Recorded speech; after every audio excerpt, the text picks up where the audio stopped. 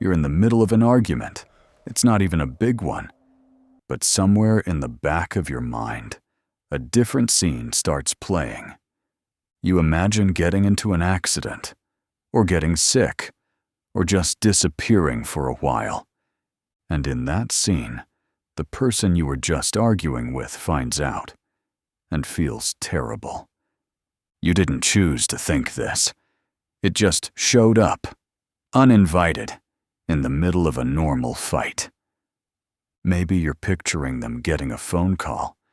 Maybe you're picturing your own funeral and the look on their face when they realize what they said. You're not hoping anything actually happens to you. You know that. But some part of you keeps building the scene anyway, because in that scene, they finally understand.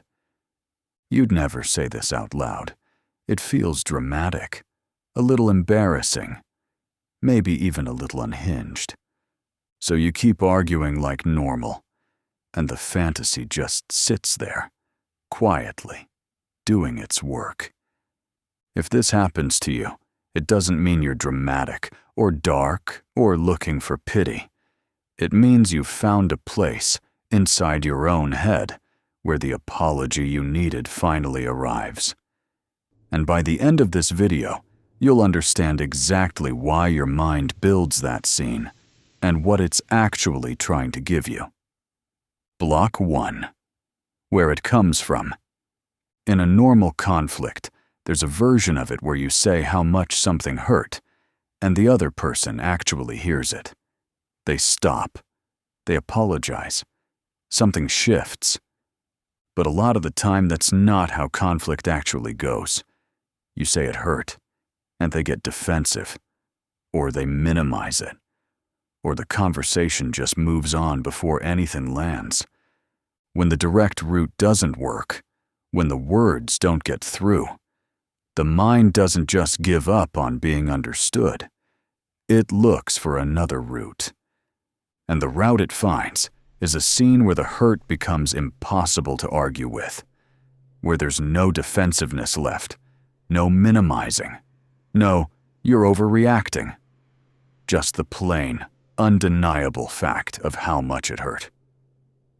That's what the fantasy is actually built to do. It's not about harm. It's about finally being believed. Block 2. The mechanism. This connects to something researchers call protest behavior, the instinct, wired in from childhood, to escalate a signal when it isn't being received. A kid who isn't being heard doesn't just quietly accept it. They cry louder. They act out. Not because they enjoy the reaction, but because the smaller signal wasn't enough to get the response they needed. The mind never really outgrows that instinct. It just gets quieter, more private, more internal. Instead of escalating out loud, it escalates in imagination, building a version of events dramatic enough that the other person would have to feel something. It's the same underlying need as a child crying louder, just running through an adult nervous system with nowhere left to go but inward. Block 3. The shame around it. Nobody teaches you that this is a normal thing minds do. So when it happens, it usually comes with a second layer.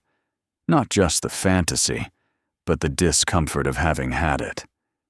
You're taught that wanting someone to feel sorry makes you petty, manipulative, attention-seeking. So the fantasy gets pushed down as soon as it appears, filed away as something to feel a little ashamed of. But wanting your pain to be real to someone else isn't manipulation. It's one of the most basic needs a person has in a relationship, to matter enough that your hurt registers. The fantasy isn't evidence that something's wrong with you. It's evidence that the need went unmet somewhere, and your mind is still trying to close that loop. The paradox. Here's the part almost nobody says out loud. The people who build these scenes are usually not the ones trying to punish anyone. They're usually the ones who've stayed quiet the longest, said the least, pushed the hardest to keep things calm. The fantasy shows up precisely because you didn't make a scene in real life.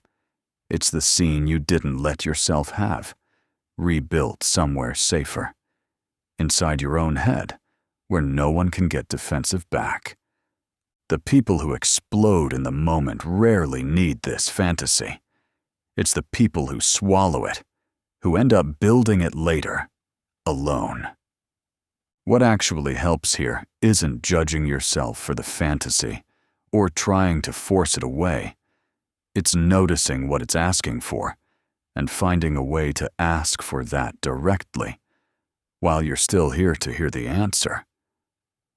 That might mean saying, plainly, "That actually hurt," without waiting for the perfect moment or the dramatic proof. It might mean accepting that some people won't ever fully get it, and that this says something about them, not about how real your hurt was. The need underneath the fantasy is valid. It just doesn't need a disaster to be worth listening to. You never needed something to happen to you to be believed. You just needed someone to actually listen the first time.